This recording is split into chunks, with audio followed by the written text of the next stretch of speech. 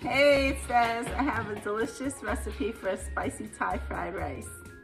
Let me show you. In a pan on medium heat, add some olive oil and a quarter of a sliced onion, a teaspoon of garlic, and cook until the onions are translucent.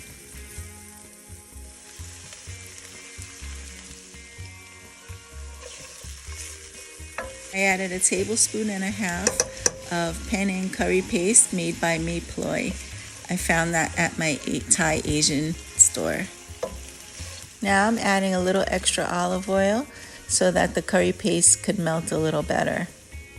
I added some pre-cooked shredded chicken, but you could use shrimp or beef or tofu or leave it plain.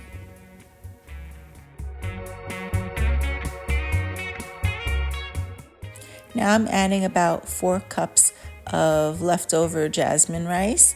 I prefer actually to use same day rice. And then just mix it till combined. And taste and adjust, add some salt and pepper if you need. Finish it off with some drizzle of sesame oil and some cilantro or green onions.